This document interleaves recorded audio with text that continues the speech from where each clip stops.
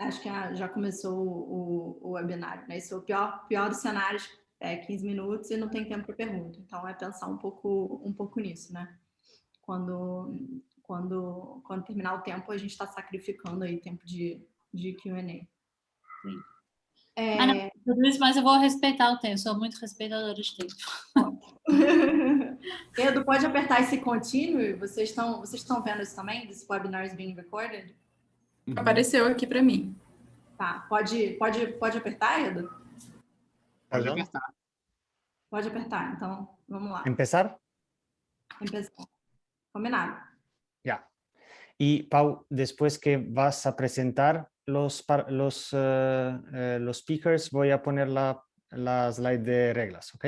Y después te dejo para que tú presentes. Sim, Ya. perfeito.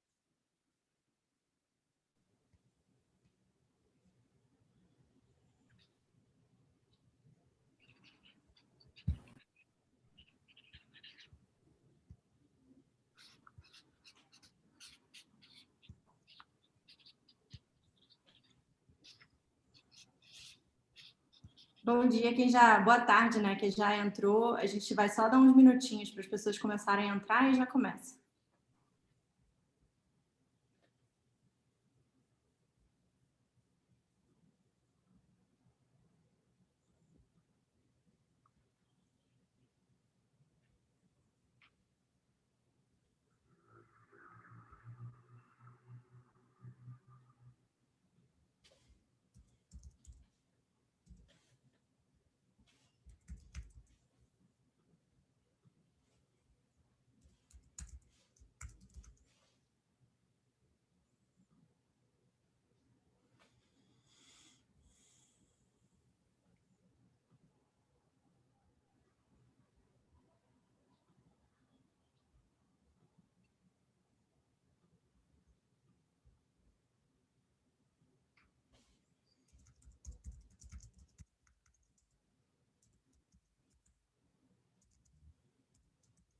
Vamos dar mais uns 2 minutinhos e aí a gente começa o webinar.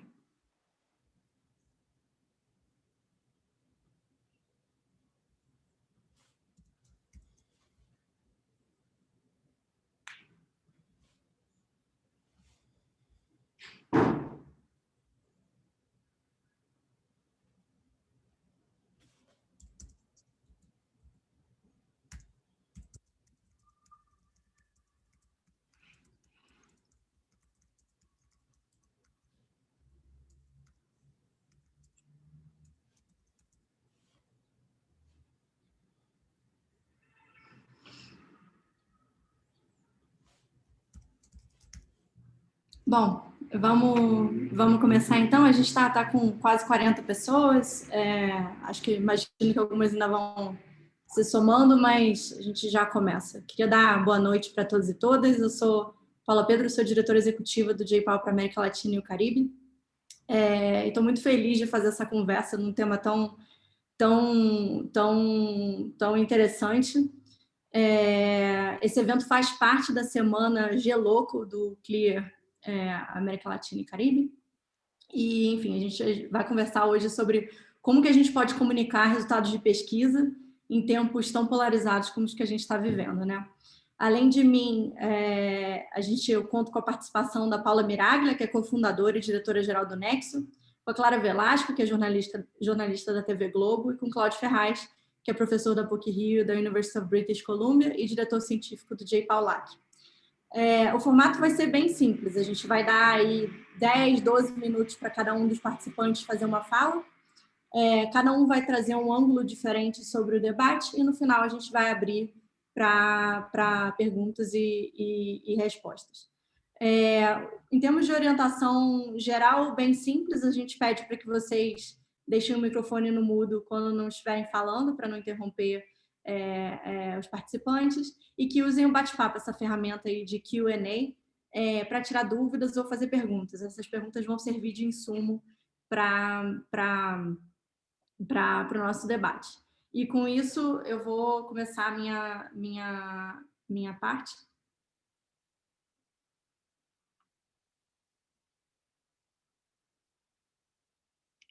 Vocês conseguem ver a minha tela? Sim, né? Então, o que a gente vai falar hoje aqui? Quero fazer 10 minutinhos rápidos sobre correlação, causalidade, a expressão que os economistas mais gostam, e qualidade dos dados em economia. E aí começar com aquela provocação, né? Aquela discussão eterna de se consumo de ovo é bom para a saúde ou não. Esse é um artigo de 2019 da Time Magazine dizendo que ajuda, na verdade, o consumo de ovo ajuda a prevenir doenças cardíacas. 2 meses depois, o resultado é exatamente o oposto. Um outro artigo da Medical News Today diz que o consumo de ovo é, na verdade, positivamente relacionado com doença cardíaca. 2 meses depois, em maio, New York Times dando que o consumo de ovo não está relacionado à doença cardíaca. Então, o que será que está por trás, né, dessa cacofonia aí de mensagens? Ainda mais nesse caso específico, onde todas as fontes são super confiáveis. E acho que a recomendação aqui é que sempre que a gente estiver reportando pesquisa ou consumindo pesquisa, que a gente faça essas 4 perguntas. Pergunta número 1, qual é o escopo da pesquisa? Qual é a pergunta que a pesquisa está tentando resolver? Pergunta 2, qual é a reputação da publicação onde essa pesquisa saiu? Se a pesquisa é confiável. Pergunta 3, validade interna, se essa pesquisa tenta identificar uma relação de causalidade ou simplesmente está expondo aí uma relação de correlação. E pergunta 4, validade externa, será que os participantes dessa pesquisa são representativos da população em geral? E aí, quando a gente olha, eu vou pegar aqui o exemplo do último artigo, né, o do New York Times, sobre consumo de ovo e derrame, a gente vê que, primeiro, o escopo da pesquisa, na terceira reportagem, é completamente diferente, derrame, completamente diferente das 2 primeiras. O artigo foi publicado na American Journal of Public Nutrition, então, um jornal super bem ranqueado na temática, então não é isso, não é uma questão de confiabilidade da pesquisa. O artigo é um estudo clínico registrado, então está procurando entender uma questão de impacto causal, mas, ao mesmo tempo, quando a gente olha a parte de validade externa, de se a amostra é representativa ou não da população, a gente vê que o estudo foi feito com uma amostra de homens de 42 a 60 anos, então aí também pode estar causando. Então, a gente pode concluir que parte do problema tem a ver com o escopo da pesquisa, que é específico, e parte com o fato de que a amostra talvez não seja representativa da população. E aí o que eu quero fazer é entrar em cada uma dessas 4 mensagens com alguns insumos para quem estiver aí participando poder fazer essas perguntas na hora de reportar ou consumir evidência. Mensagem número 1, uma única pesquisa não vai dar conta da realidade toda, né? A Esther Duflo, que é uma das fundadoras do J-PAL, sempre fala isso, de que o corpo da literatura é como se fosse um quadro pontilhista em que cada evidência, ou cada paper, cada artigo é um ponto, e aos poucos a gente vai formando essa imagem aí mais clara, mais óbvia do que realmente está acontecendo. Então, aqui um exemplo mais próximo da nossa realidade de políticas públicas, o microcrédito. O Muhammad Yunus ganhou o Prêmio Nobel da Paz em 2006 por essa tecnologia social que prometia tirar as pessoas da pobreza. E aí, quando a gente começa a olhar como está sendo reportado o programa de microcrédito, basicamente tem 3 linhas aqui. Uma, o microcrédito muda vidas, então reportagens mostrando que realmente fez toda a diferença na vida de algumas pessoas. Depois, microcrédito não tem efeito nenhum, então investigações mostrando que não teve efeito na vida de outras pessoas, ou até mesmo o microcrédito é destrutivo, inclusive chamando o Muhammad Yunus de sanguessuga dos pobres em um desses artigos. Então, tirando aí a parte de, né, em alguns desses artigos talvez exista uma vontade de fazer um ponto específico, o que a gente realmente sabe? E aí aproveito e faço a propaganda para a plataforma, para a página que o J-PAL tem no Nexo Políticas Públicas, que tenta fazer um pouco isso, trazer um pouco mais de nuance aí na discussão sobre programas sociais. Porque a gente sabe que, como qualquer programa social, o microcrédito não vai resolver sozinho o desafio da pobreza. Então, não vai ser transformador por si só, mas ajuda a suavizar o consumo, melhora as decisões financeiras da família, em geral, mais usado para consumo do que para investimento, é melhor funciona melhor quando é focalizado para empreendedores que sejam empreendedores por vocação, e também funciona melhor quando a gente estrutura ele de maneira flexível. Não vou entrar em detalhe, mas o ponto é que isso aqui é um corpo da literatura, tem um monte de paper por trás, um monte de artigo por trás, um monte de pesquisador por trás, para formar essa imagem um pouco mais concreta e mais nuanceada de como os programas em geral funcionam. Mensagem número 2, que aí eu não preciso repetir isso para ninguém, mas acho que vale ressaltar, existem pesquisas e pesquisas entre aspas, né? Sempre verificar as suas fontes. Isso parece fácil, mas às vezes não é. Então aqui um exemplo de 2 organizações americanas que parecem, na hora que você entra no site, elas estão fazendo evento, tem journal publicado, tem artigo, tem pesquisa. Então é difícil dizer em qual confiar. Uma tem 64 mil profissionais reconhecidos pelo Conselho Americano de Medicina, e o outro são 2 mil profissionais e, no fundo, uma organização de advocacy com cunho religioso. Então, acho que o convite é passar um pouco tentar realmente entender qual é a organização que está trazendo essa informação, está produzindo essa pesquisa, porque às vezes pode ser menos óbvio do que a gente gostaria que fosse. Mensagem número 3, com relação à causalidade, não são a mesma coisa. Eu vejo pela lista de quem está aqui, eu vou repetir um pouco, acho que muitos aqui são economistas e têm isso muito, muito no sangue, mas é aquela coisa, né?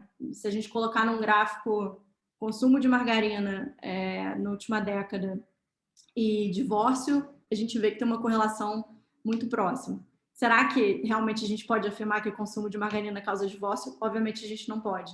Então, sempre tomar cuidado com isso. Aqui, muito provavelmente, é uma questão da situação econômica que está está influenciando as duas coisas.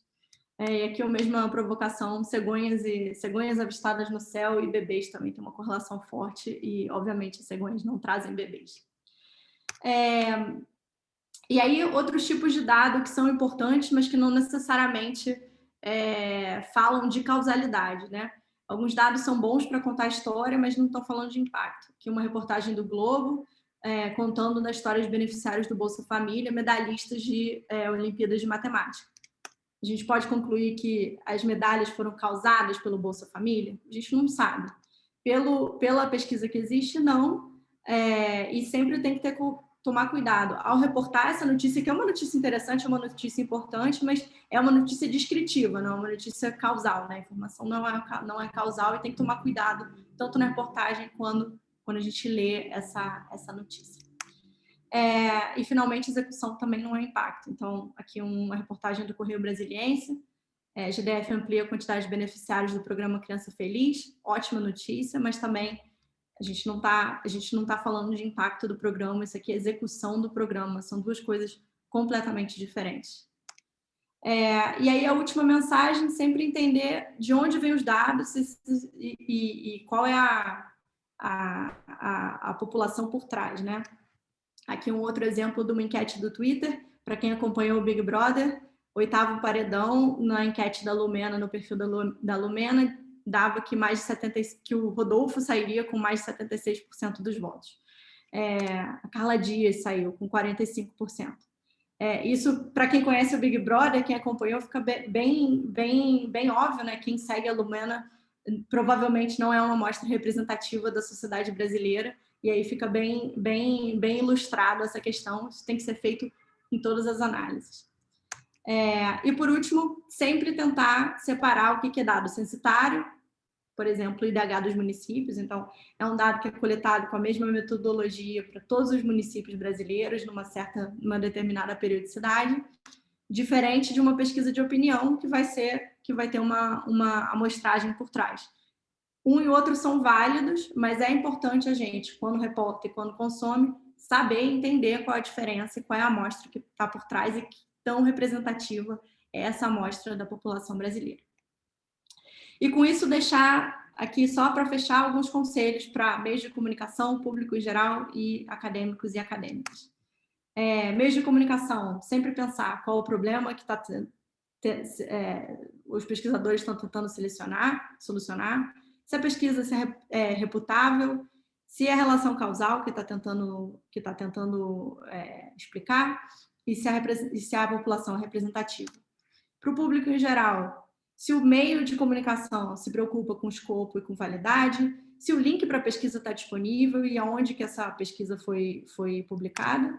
E para os acadêmicos sempre tentar passar onde que o seu paper se encaixa nessa literatura maior e qual a certeza que a gente tem sobre esses resultados, que tanto esse resultado é novidade versus já um resultado mais solidificado. E com isso eu passo para a Paula Miraglia falar um pouco de como podemos falar de políticas públicas para um público mais geral. Obrigada.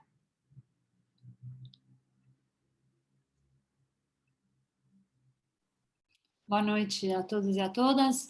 Queria começar agradecendo o J-Pal pelo convite e dizer que esse é um tema que, enfim, estou muito feliz de vir conversar sobre ele aqui com vocês, porque é um tema que, como falar sobre políticas públicas, eu completaria baseado em evidência ou a partir das evidências, ou como contribuir para um debate público que está baseado em fatos e evidências. Esses são temas que estão no coração do projeto do Nexo Políticas Públicas. Então, eu vou falar para você, o que eu vou trazer para vocês são algumas reflexões a partir dos nossos princípios editoriais, de princípios de motivação também para a gente criar as duas plataformas, e um pouco da nossa experiência ao longo da trajetória tanto do Nexo quanto do Nexo Políticas Públicas.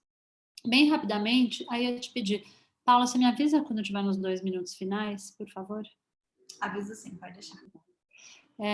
Bem rapidamente, o Nexo é um jornal digital lançado em 2015, que tem no seu modelo, a gente se apresenta como um jornalismo de explicação e de contexto, que não está olhando para o breaking news, ou seja, não está atrás do furo, e quer um pouco organizar o noticiário ou trazer a notícia a partir de uma perspectiva inovadora e de explicação e de contexto. A gente sempre trabalhou muito próximo à academia, aos pesquisadores, e a gente tem na nossa equipe, hoje são 42 profissionais, a gente tem uma parte importante de jornalistas, mas uma parte expressiva de pessoas que têm formações muito variadas. Eu mesma, uma das fundadoras, sou formada em Ciências Sociais, fiz um mestrado e doutorado em Antropologia. Renata, que é outra cofundadora, ela é uma engenheira com mestrado e doutorado em Economia. Conrado, terceiro cofundador, ele sim jornalista com uma carreira nas grandes redações. Mas a gente tem profissionais com trajetórias muito variadas. E isso nos ajuda muito a pensar o tipo de jornalismo que a gente faz, mas formas de comunicar. Em 2000, o ano passado, em junho do ano passado, a gente lançou o Nexo Políticas Públicas, que é uma plataforma que a gente chama de acadêmico-jornalística. A gente trabalha com parceiros acadêmicos em campos variados, todos de excelência. O J-Pal é um dos nossos parceiros. Hoje nós temos 14 centros de pesquisa, parceiros. E a ideia ali foi como aproximar a produção científica de um público mais amplo, a partir de formatos inovadores, e como também explicitar o fato de que o Brasil tem uma produção acadêmica que é muito relevante para pensar a nossa agenda pública e que vem sendo apropriado, vem sendo usado pelos tomadores de decisão, pelos gestores públicos. Talvez a gente quisesse que eles usassem mais, mas tem muitos temas que são temas estruturais, né, do Brasil hoje, que são informados pela pesquisa acadêmica. Então, ainda que isso seja a realidade no Brasil, ou tenha sido durante muito tempo, ou seja, pelo menos parcialmente, isso não é necessariamente percebido por um público mais amplo, e ao mesmo tempo a gente não conseguiria, não tinha isso ao desenhar a plataforma, não tinha como antever o ataque que as universidades e a própria pesquisa iria sofrer. Então, isso foi também um desdobramento da plataforma, a valorização da produção do conhecimento acadêmico. Essas duas experiências, elas têm assim, motivações e consequências que eu gostaria um pouco de compartilhar com vocês, e alguns pontos, como comunicar políticas públicas, como falar de políticas públicas. Eu acho que o primeiro ponto, e essa foi uma das motivações para a gente criar o Nexo, quer dizer, a gente tem o equilíbrio no centro do nosso modelo editorial. E aí, enfim, só esqueci de falar isso no começo, o Cláudio é um dos nossos colunistas, além dele temos outros professores, outros pesquisadores, mas sempre com essa perspectiva de pesquisadores que se veem como intelectuais públicos, né, que tem um compromisso com o debate público, que é um pouco o que como a gente vê a pesquisa, a importância da pesquisa hoje. A gente tem o equilíbrio no centro do nosso modelo editorial. Posso voltar a isso no final, mas acho que é importante começar por aí, dizendo que a gente eu não vejo equilíbrio como neutralidade. São coisas distintas. O equilíbrio, para a gente, é um princípio fundamental do compromisso que a gente tem com os nossos leitores e leitoras de que eles vão ouvir diferentes perspectivas qualificadas sobre todos os assuntos que a gente vai cobrir. Eu vou voltar para esse assunto, mas eu queria colocar ele aqui no começo da nossa conversa. E aí tem um segundo ponto que eu acho que é muito importante, e ele, assim, a gente lançou o Nexo no começo da crise política que foi se agravando e a gente vive até hoje. Essa polarização que a gente vive hoje, que talvez exacerbada, a ponto da gente, dessa palavra estar totalmente desgastada, ela não aconteceu do dia para a noite, ela estava começando a se construir, mas para a gente eu vejo um equívoco que, para mim, parece muito grave, uma percepção de que, porque não há divergência, parece que não há acúmulo. Esse foi um dos primeiros princípios, uma das primeiras motivações para a gente montar a plataforma do Nexo Políticas Públicas. No último debate do último ciclo de eleições presidenciais, isso começou, esse equívoco começou a tomar conta do debate público. Então, assim, a gente tem divergências, a gente não concorda, e parece que então a gente não tem acúmulo sobre nada, não existe conhecimento, e tudo vira uma grande questão de opinião. E isso está longe de ser verdade, gente. A gente tem muito acúmulo sobre vários temas, o Bolsa Família talvez seja um dos melhores exemplos, porque eu lembro que assim, circulavam memes com Bolsa Família, isso virou um grande assunto, não gosto, provavelmente todo mundo já recebeu algum WhatsApp de algum familiar com algum comentário sobre o Bolsa Família. Ele é um programa que é muito estudado, tem muitas avaliações, a gente conhece onde tem impacto, onde não tem impacto, como ele funcionaria melhor, como ele já funcionou melhor, de quais outros programas ele depende para funcionar. Então, esse é um equívoco que eu acho que é grave e que a gente precisa o tempo todo atentar para ele e desfazer, e isso passa por produzir esse conhecimento, deixar esse conhecimento claro, mas passa por uma disposição para o debate. Eu acho que é um outro ponto que eu queria trazer, que é a disposição de debater com quem não concorda com você. E aí, gente, eu compartilhando com vocês, eu sou egressa, enfim, de uma outra área, uma área da segurança pública, na minha pesquisa toda, na minha pesquisa acadêmica foi dedicada a isso, e eu tenho uma percepção pessoal de que quando a gente participei muito ativamente da campanha do referendo do desarmamento, a gente tinha uma percepção de quem era contra, e essa é uma avaliação minha, pessoal. A gente achava que o outro ou era uma pessoa que não entendia do assunto ou era mal intencionado. A possibilidade daquela pessoa ter uma trajetória, uma história de vida que tenha levado com que ela chegasse àquela conclusão de que ela era a favor da liberação, da regulação, da flexibilização do Estatuto do Desarmamento, ela não aparecia entre as nossas hipóteses. Daí, o que eu estou dizendo? Que é preciso, ao comunicar, ao querer falar, considerar o outro um interlocutor legítimo, ainda que ele tenha uma opinião diferente da sua. Acho que isso é uma coisa que parece muito singela como formulação, nem sempre é fácil de praticar, nem sempre é fácil de fazer um jornalismo que considere o outro um interlocutor legítimo. A gente no Nexo adota um princípio que a gente tem uma relação muito mais horizontal com os nossos leitores. E acho que isso é importante quando se pensa no debate de maneira geral. Um outro ponto que eu queria trazer aqui, que eu acho que ele também é muito perigoso, é uma confusão entre outro lado e um dois-ladismos irresponsável. Então, o compromisso de trazer o outro lado, ele é fundamental se você tem um compromisso de informar, trazer diferentes perspectivas para o seu leitor, para a sua leitora. Isso não significa que basta trazer uma opinião divergente para você estar informando a sua audiência. Isso, na verdade, é muito fácil. Em vários casos, atrai cliques, gera uma polêmica, traz audiência, gera um buzz. Você não está informando a sua audiência, você, em muitos casos, está desinformando. É preciso que a gente diga, cloroquina não é outro lado, terra plana não é outro lado, criacionismo não é outro lado. É preciso ouvir essas pessoas, sem dúvida alguma. Quero entender por que alguém acha que a terra é plana, quero entender por que alguém... Qual foi o processo? A gente está vendo agora na CPI, é importante entender como a cloroquina ganhou esse status no Brasil. É fundamental a gente entender isso. Não gerar um debate como se houvesse alguma equivalência entre essas coisas. Discutir, uma vez uma agência de publicidade veio fazer uma proposta para o Nexo, e uma das propostas era um mote, tem nexo, isso tem nexo. E o primeiro slide foi, terra plana, isso tem nexo? Eu falei, gente, essa pergunta não pode existir no mundo, ser colocada no mundo como se isso estivesse em debate. Isso não, nem como brincadeira ou de forma alguma. Então, acho que precisa uma responsabilidade com essa ideia de outro lado, para que a gente não incorra num dois-ladismos que só promove desinformação. Na verdade, eu vejo como um trabalho um pouco preguiçoso, porque dá muito trabalho você encontrar um outro lado que seja uma perspectiva que traga uma reflexão, que seja capaz de te colocar no lugar do outro, entender por que aquela pessoa pensa daquele jeito, qual foi o percurso intelectual dela para chegar aí, porque, assim, o que ela carrega quando ela está pensando isso dá trabalho. Você encontrar essa perspectiva dá trabalho. Então, é um jornalismo que é muito mais trabalhoso, sendo que esse pode ser muito mais sensacionalista, e como eu falei para vocês, gerar clique, gerar atenção. Isso gera uma outra consequência que também me parece um pouco perigosa, que é o fato de que aí ficamos com muito, né, o fato de que a gente, o outro lado, versus os dois ladismos, tem uma outra consequência que é a ideia de erro na ciência.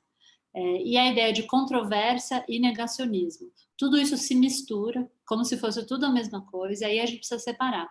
As controvérsias, elas são da natureza da ciência. A ciência, ela evolui por meio do erro, da controvérsia, do debate. A gente não pode ter medo disso, mas a gente não pode confundir isso com negacionismo. Essa equivalência ela é muito perigosa, porque faz com que o debate fique acuado, a gente fique com medo de debater publicamente, com medo de ser desqualificado. A gente perde esse hábito. Acho que o debate, quando há divergência, e uma divergência produtiva, pode ser... a gente pode ganhar muito com isso.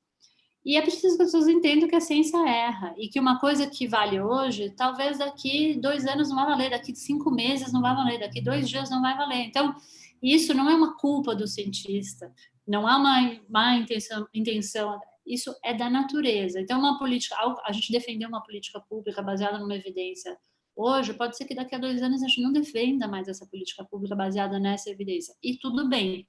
Eu acho que a gente não pode ficar refém de algo que é da natureza da ciência. Paula, 2 minutinhos. E, por fim, para concluir, eu acho, né, falei só de coisas, isso é muito perigoso, isso é muito preocupante, isso é muito problemático. Queria falar um pouco dos caminhos a partir da plataforma. O Nexo Políticas Públicas tem sido uma experiência muito bem sucedida. A gente trabalha com centros de pesquisa em campos muito variados, e tem sido um exercício extremamente produtivo. Acho que, no sentido, eu brinco que a primeira reunião que eu fiz com o centro de pesquisa para apresentar a plataforma, eles me perguntaram quantos caracteres?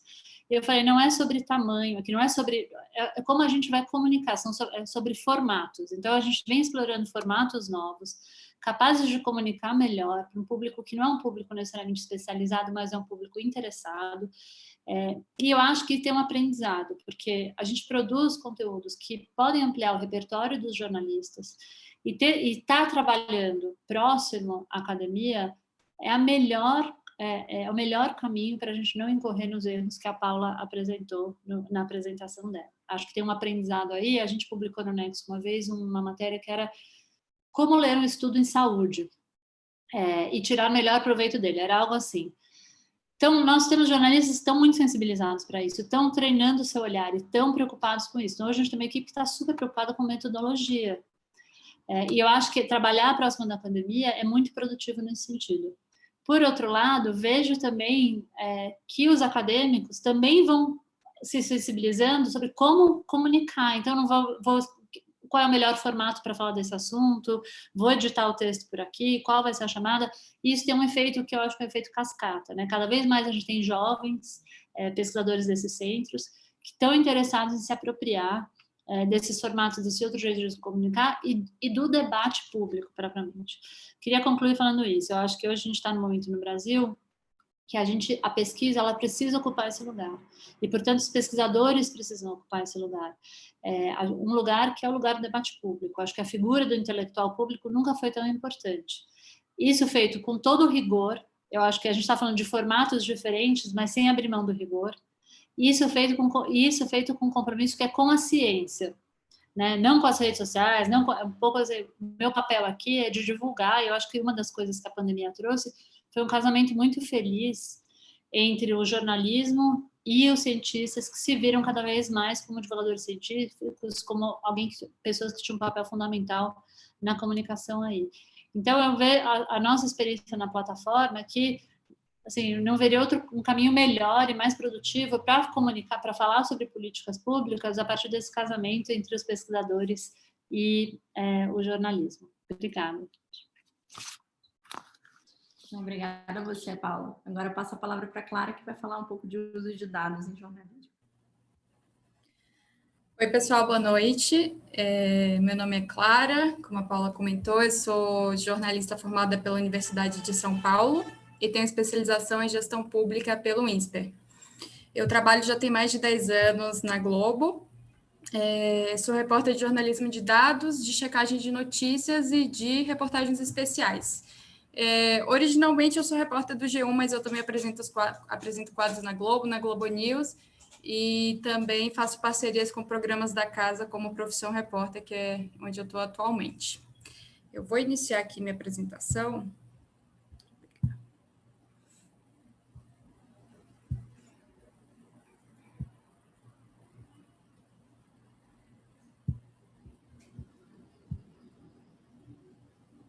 Vocês estão vendo a tela? Tá. Deixa eu passar aqui. Bom, eu vou falar um pouco sobre as dificuldades dessa comunicação de evidências no jornalismo. Como eu comentei, eu sou repórter de jornalismo de dados, e o jornalismo de dados, ele é um trabalho jornalístico que ele é baseado exatamente nessas evidências e na própria divulgação dessas pesquisas que a Paula estava comentando. Então, são reportagens feitas com base em levantamento de dados públicos, em levantamento de outros tipos de evidências. E, assim, nessa minha experiência de jornalismo de dados, eu acabo lidando basicamente com números, percentuais, esses cenários de probabilidade. Nessa área de jornalismo de dados, esse tema da nossa conversa, que é sobre a importância de comunicar essas evidências, ela sempre foi um ponto muito importante e de bastante tensão. Porque, basicamente, como eu lido com esses números e com essas probabilidades, a gente sabe que, muitas vezes, os números eles podem ser ariscos, né? Eles podem não ser atrativos para as pessoas. No sentido de ela ler ali, entrar num site ou receber uma notícia e tal, e se tem já um número ali, às vezes muita gente acaba se assustando ou não entendendo muito bem o que a gente está querendo dizer. Então, acho que o desafio, principalmente na área de jornalismo de dados, mas no jornalismo de uma forma geral, é de tentar fazer títulos e textos atrativos de um lado, mas mantendo essa necessidade de rigor da informação do outro. Esse é o maior desafio que a gente tem atualmente. Então, ou seja, as informações elas têm que ser passadas da forma mais clara possível, para evitar duplas interpretações, e também de uma forma simples o suficiente para que as pessoas entendam logo de cara o que a gente está querendo dizer e a informação que a gente está querendo trazer.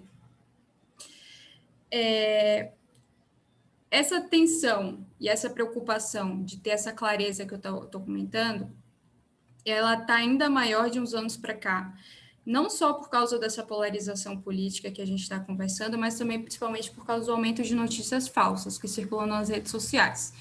Então, algo que eu senti muito na prática no meu trabalho foi a necessidade cada vez maior de deixar claro exatamente o caminho que eu fiz para chegar naquelas informações, naqueles dados que eu estou apresentando, para impedir, não seria impedir exatamente, mas para blindar, seria mais ou menos essa palavra, essas notícias falsas, deixar claro como que a gente chegou ali, para que a pessoa que está lendo, ela consiga replicar esse caminho e chegar nessa mesma informação que a gente chegou, para que ela veja quais são as nossas fontes, como a gente fez isso, e que, de fato, aquela informação tem evidências e tem respaldo, por assim dizer. Eu quero começar falando sobre as dificuldades também que existem dentro do próprio formato do jornalismo que a gente está acostumado. Porque, geralmente, o jornalista ele quer manchete, ele quer lead forte, ele quer título forte, que são aquelas frases de efeito, e com uma informação certeira e sem espaço para dúvidas ou para problematizações. O problema é que quando a gente está falando aí de pesquisas científicas e fazendo avaliações de políticas públicas, a gente sabe que geralmente as coisas não são tão certeiras e tão preto no branco assim.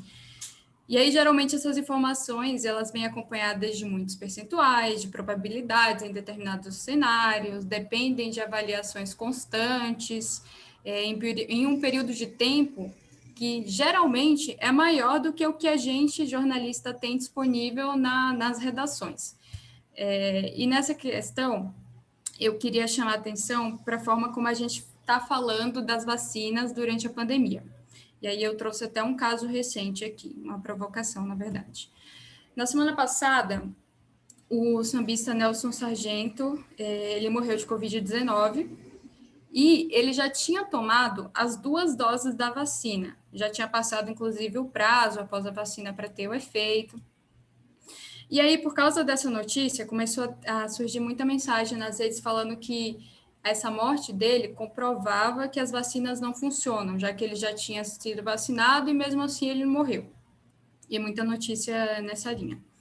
E aí eu reparei, eu trouxe aqui um exemplo do G1, mas várias reportagens tinham textos semelhantes, que as reportagens que falavam da morte dele geralmente tinham um disclaimer sobre esse assunto, falando que sim, ele já tinha sido vacinado, mas que nenhuma vacina é 100% eficaz, que é possível uma pessoa vacinada ficar doente, mas que a chance disso acontecer é bem menor para quem foi vacinado do que para quem não foi.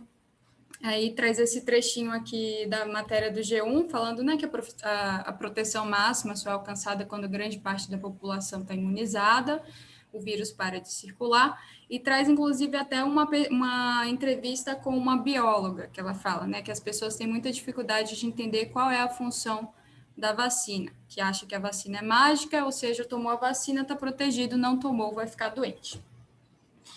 E aí a minha reflexão em cima desse caso foi pensar a forma como a gente, jornalista, e pesquisadores também, como a gente está comunicando às pessoas sobre vacina, efetividade, eficácia, que são temas complexos, mas que a gente está falando sobre isso basicamente desde o início da pandemia.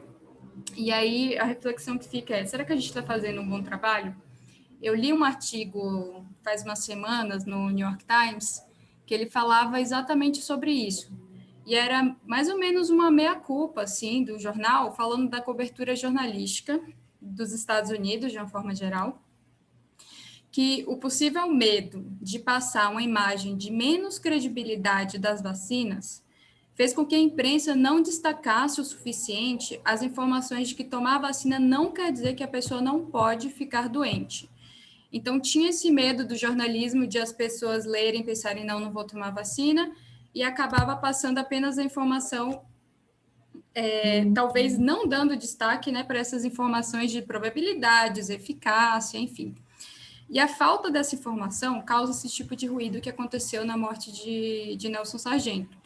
E aí, claro que eu também não posso falar que a culpa é totalmente da imprensa, totalmente dos pesquisadores, é porque a gente também tem um limite sobre essa situação, já que também tem muita, como eu falei, muita mensagem falsa circulando sobre vacina, a credibilidade da própria imprensa também já não é a mesma, enfim, a gente está nessa sociedade polarizada. Mas eu acho que vale o questionamento sobre a forma como a gente está informando a população sobre políticas públicas de saúde durante a pandemia. Outro ponto importante, também que surge bastante no jornalismo de dados, e que a Paula já comentou também, é sobre não fazer relações de causa e efeito, sendo que várias situações a gente não tem evidências para comprovar. E agora eu vou dar um exemplo da minha área de atuação, que é de segurança pública. A gente tem um projeto que se chama Monitor da Violência, lá no G1, que acompanha indicadores de violência no país de tempos em tempos. Então, a gente está sempre levantando os dados de homicídio, de latrocínio, de feminicídio de cada estado, para ver como que esses índices estão evoluindo ao longo dos meses e dos anos. E aí, recentemente, a gente publicou essa reportagem, que está aparecendo aí para vocês, que a gente mostrou que depois de 2 anos seguidos de quedas recordes no Brasil, a gente teve um aumento de 5% nas mortes violentas no ano passado. E aí, a gente mostra os indicadores, o que subiu, o que caiu em cada estado, a gente traz informações factuais sobre quais chacinas ou quais motins de polícia podem ter interferido nos números. a gente traz também hipóteses levantadas por especialistas, porque a gente tem uma parceria com o Fórum Brasileiro de Segurança Pública e com o Núcleo de Estudos da Violência da USP. Eles levantam hipóteses sobre esse vai, desce, sobe dos números.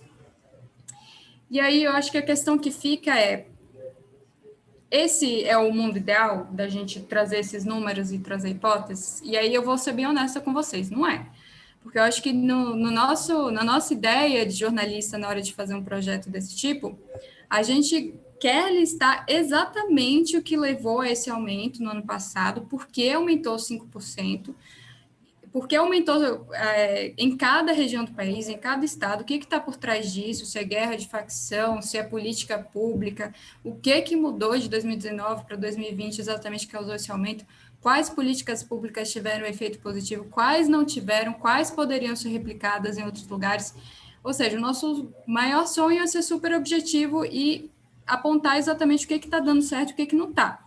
Mas com esses indicadores que a gente levanta, a gente não consegue fazer isso. Porque a gente não pode falar, por exemplo, e é algo que sempre vira e mexe, rola comentário nas nossas reportagens de leitores perguntando, ou mesmo pessoas de fora perguntam para a gente por que a gente não faz essas relações, a gente não pode falar que, por exemplo, foram os decretos de armas publicados pelo governo Bolsonaro que causaram esse aumento da violência. E aí pode ser que esses decretos tenham relação com essa violência, mas a gente não tem as evidências para fazer essa conexão nessas reportagens. A gente tem os dados que mostram que o número de armas está aumentando em todos os estados, mas, independente da nossa opinião sobre esse aumento de armas, a gente não pode fazer essa relação direta entre esses decretos e o aumento de 5% de mortes violentas no ano passado. E aí, para a gente, jornalista, é muito tentador fazer essas inferências e relacionar políticas públicas com efeitos imediatos e práticos na realidade do país. Mas a gente tem que ter cuidado para não fazer generalizações e para não banalizar esses dados misturando com opinião e com às vezes, políticas públicas que ainda nem deram tempo de ter um efeito. Não estou falando que é o caso do decreto, mas de diversas políticas públicas estaduais que são feitas em relação a essas mortes violentas. Porque a gente sabe que as políticas públicas, elas geralmente levam tempo para serem de fato aplicadas, para que essas aplicações causem de fato efeitos práticos na sociedade. E em muitos momentos a gente, como jornalista, esquece disso e do quão complexas são essas questões e de que não é de um dia para o outro que a gente vai dizer os efeitos dessas políticas públicas. Isso não quer dizer que não é importante a gente divulgar esses dados. É super importante porque é a partir desses números que a gente vai pensar em políticas públicas futuras. E daqui a um tempo a gente vai ter, de fato, os efeitos dessas políticas públicas que estão sendo feitas agora. Mas a gente fazer isso agora seria leviano. Então, se é para falar dos decretos, por exemplo, o que a gente pode fazer é pegar estudos e pesquisas realizadas em outros países, mostrando possíveis efeitos de políticas públicas semelhantes. E, nesse caso, também não cair na pegadinha de simplificar demais a situação e de cair naquelas manchetes que seriam quase sensacionalistas, que eu falei agora há pouco. Então, tem que ter cuidado para deixar claro, nesse caso, dos efeitos das armas em outros países, que são contextos diferentes, países com culturas diferentes, em períodos diferentes. E aí, o último ponto que eu queria abordar é o outro lado dessa história. Que assim, eu admito que a gente, jornalista, a gente tende a simplificar demais as informações, e nesse processo a gente acaba deixando de lado várias complexidades, várias nuances dos temas e das pesquisas. Então é isso, o jornalista, ele de um lado quer conseguir a sua manchete, o seu título que chame a atenção, que deixe claro ali o que ele está querendo falar, e do outro tem o pesquisador que quer realmente passar todas as nuances da pesquisa.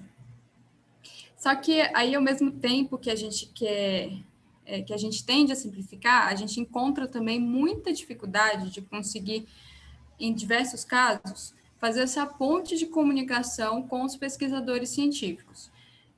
Eu concordo com a Paula que a pandemia aproximou bastante o jornalismo da academia e da ciência demais, assim, foi super positivo, mas ainda tem muita universidade, muito pesquisador, muito acadêmico, e outras pessoas da área científica que têm dificuldade de conseguir transmitir as evidências de um jeito que, de fato, comunique.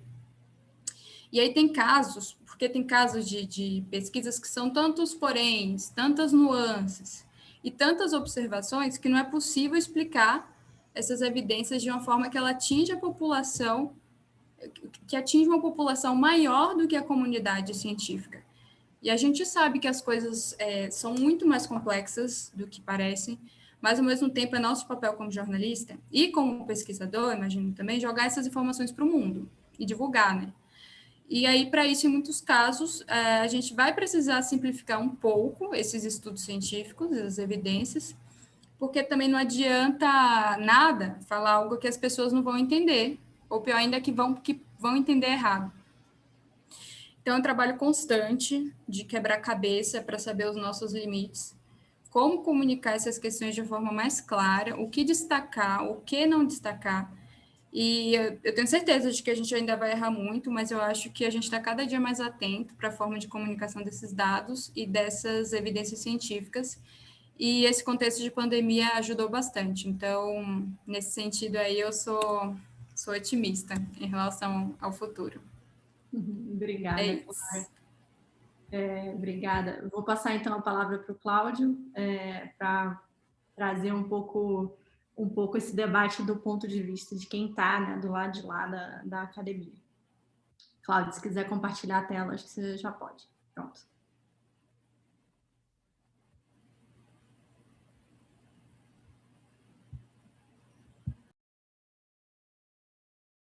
Você está no mudo. Tem que sair no mudo. Tentando maximizar que a tela não estava conseguindo. Bom, boa tarde a todas e a todos.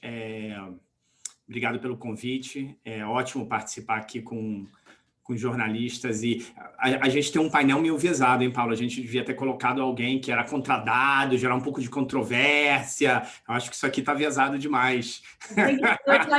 A Paula Miraglia já disse. Então, eu vou tentar, eu vou ser rápido, na verdade. Eu vou fazer alguns pontos e algumas provocações para as duas jornalistas aqui no painel, se bem que as minhas provocações eu acho que vão ficar um pouquinho sem graça, porque talvez as duas já tocaram em alguns dos temas aqui. Então, a maneira como eu vejo hoje os desafios que a gente tem, eu listei aqui 5 que eu acho que são nossos grandes desafios. Tá?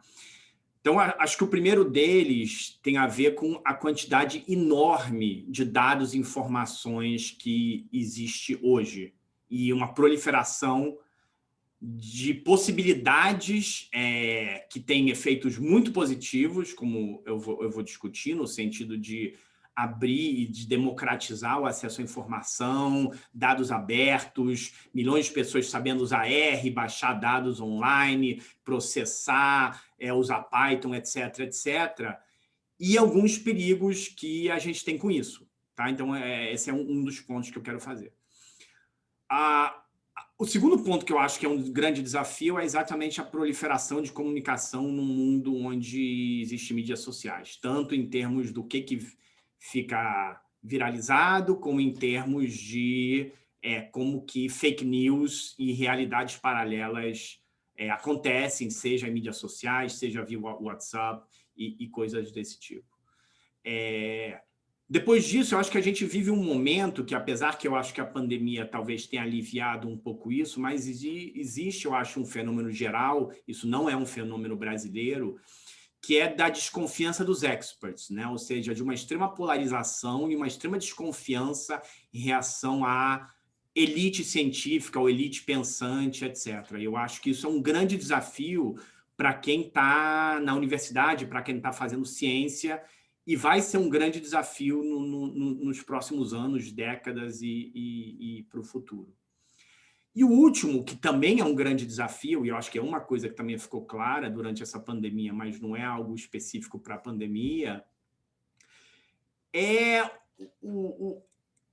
essa contradição, esse trade-off que existe entre você conseguir produzir ciência séria, que é algo que leva tempo, né? Seja porque você precisa de investimento, você precisa de um laboratório, você precisa de análise, etc., E a demanda por informação, que é um pouco que a Clara estava falando, muitas vezes no jornalismo, que ela é uma demanda imediata. Então, assim, durante a pandemia ficou muito claro que a gente queria saber agora se a gente deveria usar máscara ou não, enquanto que você precisa fazer um estudo onde isso leva tempo. A gente precisa entender um pouco a difusão e a proliferação de um vírus como esse para entender qual é o impacto sobre hospitalizações e sobre mortes de lugares com e sem máscara e como fazer esse estudo. Então tem esse desafio que é, por um lado, a mídia e as pessoas têm uma demanda por informação que ela é rápida, mas, por outro lado, produzir ciência séria leva tempo, você precisa ser cuidadoso.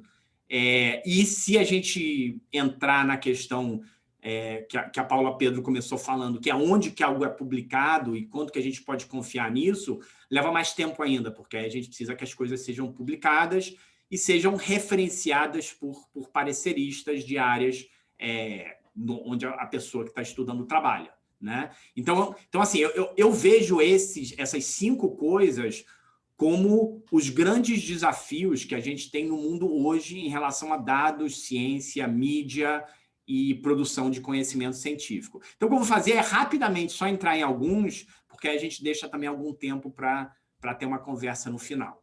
Tá? Então, já falaram aqui da história da correlação, não é causalidade. Isso é uma coisa que me preocupa. Faz algum tempo, não muito, eu me envolvi em uma polêmica no Twitter, em parte por causa disso, porque cada vez mais eu vejo as pessoas fazendo análises com dados, postando gráficos de alguma coisa no Twitter que geram reações mesmo de gente que está tomando decisões de políticas públicas do outro lado. Tá? E ao mesmo tempo que eu acho muito bom que a gente tenha dados abertos e que todo mundo possa baixar dados e fazer análises, a qualidade dessas análises e o cuidado que as pessoas têm sobre isso, ele é totalmente heterogêneo. Totalmente heterogêneo. E aí existe uma diferença, eu acho que muito grande, entre o que são cientistas de dados ou jornalistas de dados que estão mostrando informações para o público, que eu acho que é super relevante, e o que é uma análise sobre a causalidade de alguma coisa. Tá? E o problema é que, na maioria das vezes, o público geral, né, não formado em diferenciar essas coisas, não consegue diferenciar isso. E aí eu acho que eu não tenho uma resposta para isso. Eu acho que é um dos grandes desafios que a gente tem. Como é que a gente consegue alinhar um mundo onde você tem uma transparência de dados e uma democracia ao uso da informação com um mundo onde a gente quer ser sério sobre distinguir correlação de causalidade e poder dizer alguma coisa sobre efetividade de coisas. Tá? Eu trouxe aqui um exemplo, não porque eu quero pegar no pé de nenhum jornalista específico ou nenhuma fonte, eu omiti aqui o nome do jornal e o jornalista que escreveu isso, mas eu acho que esse estudo recente, ou essa análise recente que saiu nesse jornal, é um bom exemplo disso aqui, né? Onde a manchete era contágio da Covid-19 cresce em áreas de voto bolsonarista. Onde o jornalista argumentava que existe uma correlação entre bolsonarismo e casos de Covid. Então, assim, a palavra correlação está clara ali, ele não está dizendo causalidade, está dizendo correlação. Porém, no parágrafo seguinte, ele diz assim, os dados sugerem que o discurso negacionista influencia. No momento que você coloca a palavra influencia, você está falando de causalidade, você está fazendo causa e efeito. Quando você fala que A influencia B, você está falando um linguajar de causalidade. Então, assim, para qualquer um de vocês que estão aí escutando, que utilizam estatística, econometria, etc., obviamente tem bilhões de problemas de fazer essa análise só com essa correlação. E aí é onde um pouco, pegando o carona que a Clara estava falando, né? Eu me pergunto assim, até que ponto um jornalista deveria fazer isso aqui? Ou seja, ou você espera que um acadêmico faça isso com todos os cuidados suficientes, e mesmo que um acadêmico faça, a gente tenha um cuidado de reportar com todos os cuidados que merecem, dizendo isso aqui é só uma correlação, pode ser também que A, B, C influencie isso, ou a gente realmente precisa pensar como reportar coisas como essa para não cair no perigo que do outro lado as pessoas falem, tá vendo? O jornal é tudo assim, pega qualquer número, relaciona com B e vem dizer todas essas coisas. Então, é um pouco uma provocação mais do que qualquer coisa. Outra coisa que também eu acho que tanto a Paula Miralha como a Clara falaram, que é são os incentivos da mídia tradicional e da mídia social, né? Ou seja, parte desse problema das pessoas quererem fazer gráficos e colocar no Twitter ou no que for é um pouco a questão de querer maximizar seguidores ou dos jornais querendo maximizar jornais ou assinaturas, né? Que é basicamente você precisa sobreviver, você precisa publicidade, você precisa vender, você precisa ter gente pagando o seu produto. Então, a Clara deixou bem claro, né, essa dicotomia que existe entre eu quero ter manchetes que chamem a atenção, mas eu preciso tomar cuidado de estar reportando coisas que realmente fica muito claro o que eu estou fazendo. Então, aqui eu botei no final um ponto de interrogação, porque, na verdade, é uma pergunta, né? Você precisa caminhar nesse equilíbrio que ele é muito tênue, que ao mesmo tempo que você quer chamar atenção para coisas, você quer ser bastante cuidadoso em relação a como você chama atenção para essas coisas. Tá? Eu acho que tem uma discussão, foi uma discussão que surgiu durante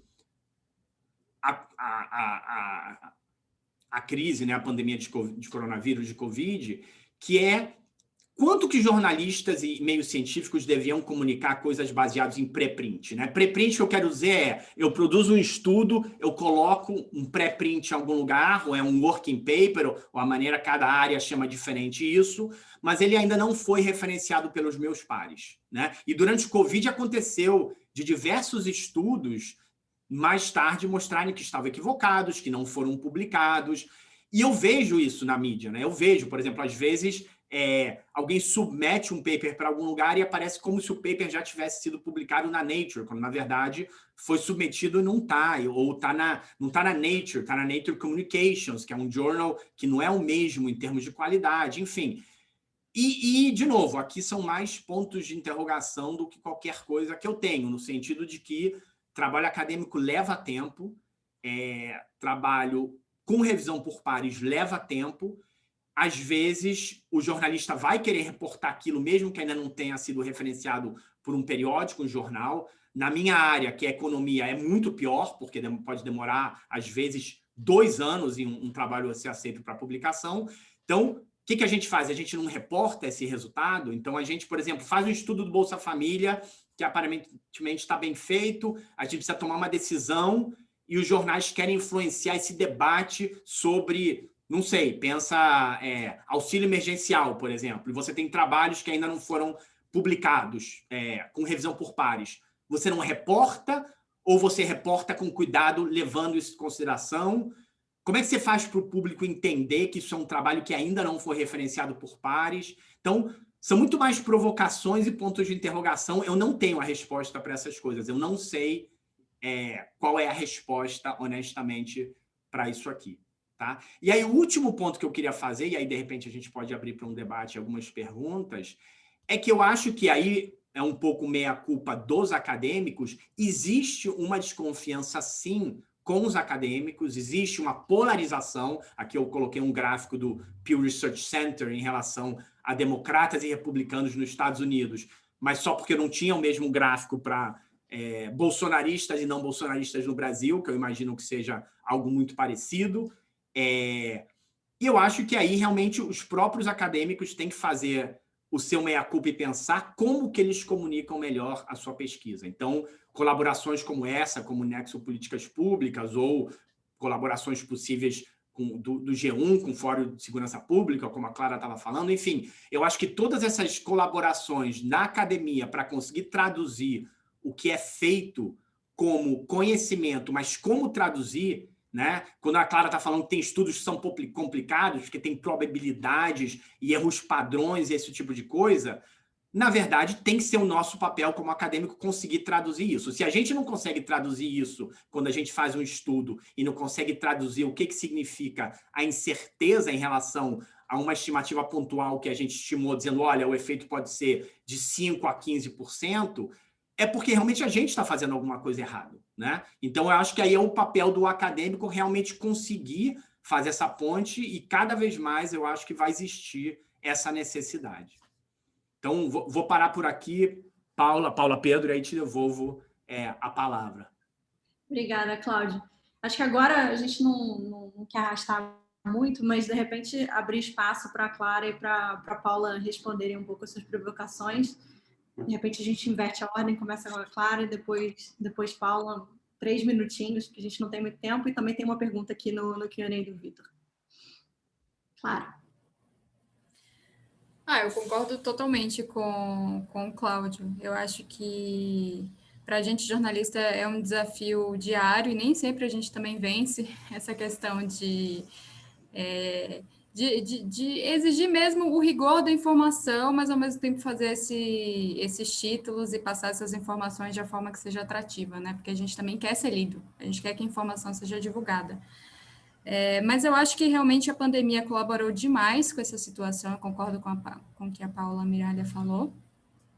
E a gente conseguiu passar bastante informação de estudos e de probabilidades de vacina, mesmo que eu tenha levantado um caso aí sobre essa reflexão sobre o que a gente destacou ou deixou de destacar, mas eu acho que a gente conseguiu avançar bastante nesse diálogo com os pesquisadores. Tem bastante coisa ainda a ser feita, principalmente, eu acho, em relação a políticas públicas, que eu acho que, de uma forma geral, no jornalismo, a gente ainda cobre de forma muito superficial. Mas eu acho que a gente está nesse bom caminho aí, de estabelecer essa melhor comunicação com os pesquisadores e de chegar nesse meio termo mesmo, né? De nem tirar totalmente, simplificar demais a complexidade das pesquisas, nem também acabar se perdendo muito nas nuances, né?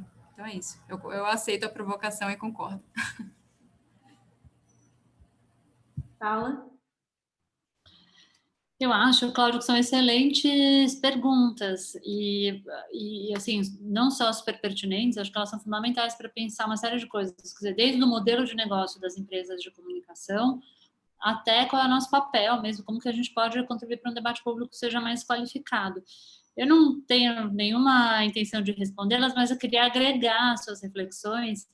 Eu acho que, assim, a discussão sobre incentivos ela é fundamental, porque eu acho que tem uma parte desse tipo de chamada, né, ou de manchete, que ela vem da formação, assim, da compreensão que o jornalista pode ter daquela pesquisa, vem, às vezes, da limitação que aqueles dados oferecem, mas, em alguns casos, elas vêm porque eu preciso da melhor forma, é o famoso clickbait. Então, assim, aquela primeira manchete que a Paula colocou lá, ela não ia ficar tão bonitinha, né? Era a nega day keeps whatever away, sei lá. Você fala assim, talvez um ovo ficar... Não ia ter esse charme todo. E várias vezes os caça-cliques, eles são isso. A quem interessa caça-clique? Quem ganha dinheiro com publicidade. Né? A gente no Nexo, um clique não dá nenhum, não converte assinante. A gente precisa produzir. A gente não tem publicidade. A gente vai produzir um conteúdo que você faça com que as pessoas vejam valor suficiente para pagar por ele. E a gente pensou sobre isso. Então, acho que tem uma questão dos incentivos da indústria, que é uma reflexão super importante mesmo, que faz com que determinadas publicações façam chamadas que estejam atrás simplesmente do clique. Não estou generalizando de forma alguma, acho que o jornalismo no Brasil, em geral, é muito responsável em relação a isso, mas a gente ainda tem armadilhas nesse sentido. Como resolver? Acho que tem uma parte aí, tanto das fake news, como as pessoas podem ler, eu sei que tem 3 minutos, eu vou terminar, mas assim, a gente tem que investir no letramento dos leitores, não tem jeito, a gente não vai conseguir controlar fake news, a gente tem que continuar tentando, mas a gente tem que investir no letramento das pessoas, porque, para passar para o seu próximo ponto, se um jornalista se arrisca a trazer uma nuance do preprint, pode ter certeza que alguém vai falar assim, tá vendo? Agora a culpa é desse preprint, isso vai ser usado de forma a desqualificar assim, a gente está vendo o que está acontecendo na CPI. Então, acho que hoje a gente está no momento que qualquer tipo de nuance pode ser instrumentalizado para desqualificar uma pesquisa que pode ser muito boa. Então, assim, eu só vejo saída se as pessoas souberem o que é, porque hoje, se a gente for, né, pensar como é que a gente vai explicar o método, a gente precisa explicar o que é o método científico, a gente precisa investir nesse letramento. Acho que isso é um papel nosso, dos meios de comunicação, dos pesquisadores. E eu queria terminar com uma provocação para você ou para vocês acadêmicos. Quando você me fala 2 anos para um paper ser publicado, assim, que tempo é esse? Para que serve isso depois? Assim, me soa totalmente desconectado com o mundo contemporâneo. Então, assim, é um exercício essencialmente acadêmico, é para os pares, é para que eu seja reconhecido pelos meus pares, para que isso conte no meu currículo e para que isso favoreça, talvez, me ajude num concurso, porque para a política pública, para o debate público, certamente não, assim, isso não está no topo da hierarquia. Então, devolvo uma provocação, assim, não é possível, assim, não seria o caso de repensar esses prazos e esses métodos de aprovação de paper? E só agregando, imagino que o Cláudio vai querer responder isso, mas só agregando, não só para o debate público, né? Também na hora da tomada de decisão. Muitas vezes, quem está em governo quer ajuda, quer apoio dos acadêmicos e acadêmicas, precisa ali tomar uma decisão urgente e, às vezes, não tem necessariamente a informação por trás. Acho que a maneira que eu sempre olho isso é que assim, concordo com a sua provocação, mas também acho que o corpo da literatura é uma construção que vai ao longo do tempo, né? Então, hoje a gente tem muito mais informação e a gente pode tomar uma decisão muito mais informada porque passou por esse processo aí de publicação todo. Então, a gente tem realmente muito mais informação do que a gente tinha 30 anos, 40 anos atrás. Mas concordo que muitas vezes, acho que até no nosso dia a dia no J-PAL esbarra muito nisso, tem coisas que a gente não pode falar ou tem coisas que a gente não consegue afirmar porque os tomadores de decisão têm que tomar uma decisão naquele momento, né? E aí, Cláudio, não sei se você quer agregar alguma coisa. Não, eu acho que essa discussão do tempo, eu acho que é uma das maiores crises, pelo menos de parte da ciência hoje, certamente economia com certeza, mas não é só economia, né? Então, assim, eu acho que isso é um problema, principalmente quando a gente está falando de publicações onde isso pode ter um efeito sobre discussões de política pública hoje, né? Não são coisas teóricas, não são coisas que são atemporais, no sentido de... eu tenho um trabalho, por exemplo, que está revisão resubmeter, que espero que seja aceito a qualquer momento, mas que é analisando a reforma de limite de campanha da eleição de 2016, por exemplo, entendeu? Então, isso é um bom exemplo. Foi um artigo que deu capa da Folha, que espero eu que a qualquer momento seja aceito, mas que a gente está em 2021 e ainda não está publicado, né? É um working paper e tal, e já foi apresentado em milhões de lugares, etc. Então eu acho que tem um problema, sim, em termos desse timing acadêmico em relação a isso. Agora, tem também o problema contrário, que é você publicar rápido demais coisas onde você não tem certeza e depois você vai ter que voltar atrás e dizer... na verdade, isso aqui estava errado, entendeu? E eu acho que isso é um problema. Eu vou dar um exemplo, não sei se tem algum deles aí tá na plateia, mas eu acho que ambos são meus amigos, um deles meu ex-aluno, que é o Luiz Meloni e o Rafael Bruce, fizeram um artigo recentemente sobre violência durante Covid em lugares de pandemia, com crime organizado, etc., onde acho que a Piauí fez alguma coisa, e era assim, era super preliminar, não era nem sequer um working paper ainda e tal. Então, assim, esse eu acho que é um caso ruim, é um exemplo ruim, na verdade, para a imprensa, para mim.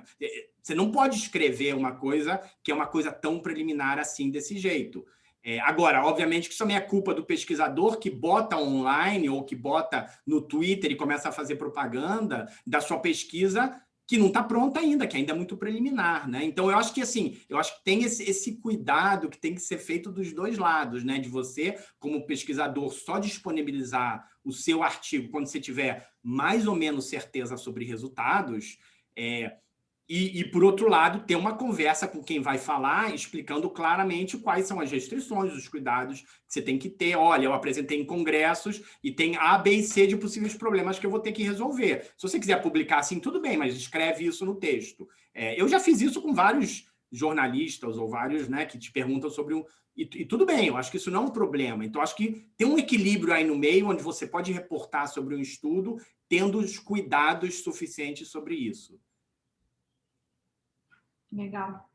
Acho que a pergunta que o Vitor tinha feito, de alguma forma, a gente sanou, né? O que pensando em pandemia e o aumento generalizado de fake news, o que a gente pode fazer para diminuir a desinformação? Acho que, de alguma forma, a gente atacou aí diferentes pontos. Não acho que é um debate que a gente termina aí com uma conclusão, com recomendações tão claras e estabelecidas, porque assim, a razão pela qual a gente está fazendo o debate é porque é um debate delicado, é um debate complicado, é um debate onde os dois lados, de alguma forma, concordam que tem desafios, mas são desafios que estão dados. Então, acho que o convite aqui é um pouco tentar, aos poucos, promover mais e mais aproximação entre os dois lados, que acadêmicos, acadêmicas, jornalistas consigam, aos poucos, construir essa relação de confiança para poder ter essa troca e dizer, olha, isso aqui não tá, isso aqui é preliminar, isso aqui é interessante, mas ainda não é o momento, não, isso aqui a gente já pode publicar, e aos poucos, enfim, definir essa relação de confiança aí dos lados. E com isso... Paula, mas só para complementar, eu acho que é aquela famosa frase de não tem solução fora da educação. Assim, sem você ter uma população brasileira que tenha aula de ciências com uma qualidade mínima e que entenda, se forme, tendo compreensão do que significa um método científico e probabilidade básica, assim, probabilidade básica, o que significa probabilidade, interpretar a probabilidade, não tem salvação. Eu concordo plenamente com a Paula nesse sentido. A gente pode combater fake news até onde a gente quiser, mas sem educar a população em relação ao método científico, em relação a probabilidades e um mínimo letramento matemático sobre algumas dessas coisas estatístico, não tem solução.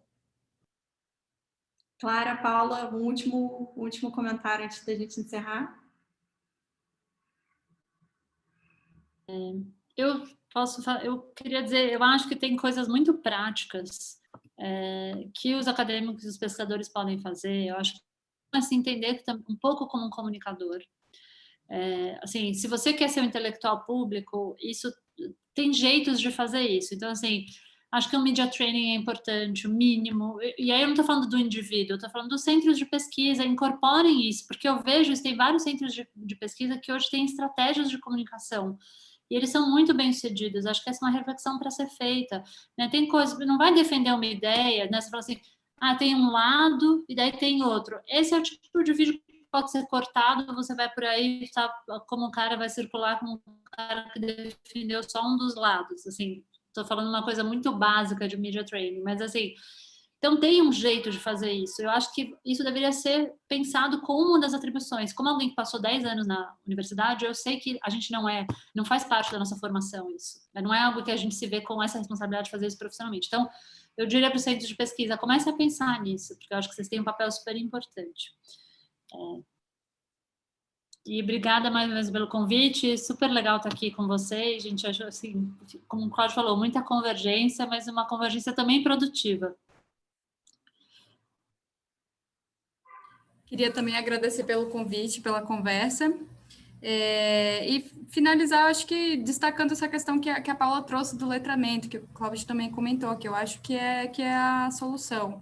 Eu acho que cada vez mais a gente tem que bater nessa tecla da transparência, principalmente na imprensa, porque já passou a época em que a gente dava as informações e ninguém contestava, então acho que a solução realmente é a gente mostrar os caminhos, onde exatamente a gente pegou, passar por aqueles pontos que a Paula Pedro mostrou no início, sabe? Que são pontos que podem parecer tão básicos, mas que a gente vê tantas reportagens, tantas informações sendo passadas sem deixar claro, né? De onde que ela veio, o que ela está mostrando, quais são as evidências. Então, acho que é realmente focar na transparência da comunicação e, ao mesmo tempo que dá essa transparência, você dá os caminhos, você vai mostrar para o leitor como é que você chega nas informações. Então, é possível ele replicar, ele vai aprendendo a chegar nas informações que a gente está mostrando ali, né? Então, acho que é isso. Focar nessa transparência que eu acho que é o melhor caminho para a gente. Legal. E com isso a gente conclui a nossa conversa. Algumas coisas práticas, muita convergência e também muito claro que tem muito chão para a gente andar. Convido a todos a entrar na nossa plataforma do J-PAL no Nexo Políticas Públicas. Está super legal, tem muita informação legal. A gente já está com uns 10 artigos diferentes e tem uma agenda bem legal aí pelos próximos meses. Paula, eu esqueci de falar, a plataforma é inteira aberta, gente, ela é acesso livre, ela é apoiada por fundações e justamente por isso ela é inteira aberta de acesso gratuito. Então, super recomendo. Enfim, muito obrigada a todos e todas que participaram. A gente colocou aqui o link para a plataforma no chat. Obrigada a todos e todas, e foi um prazer. Até mais. Foi ótimo. Obrigado, Clara e Paula. Paulas. Obrigado, Jay e Paulo, pela organização. Nada, até mais.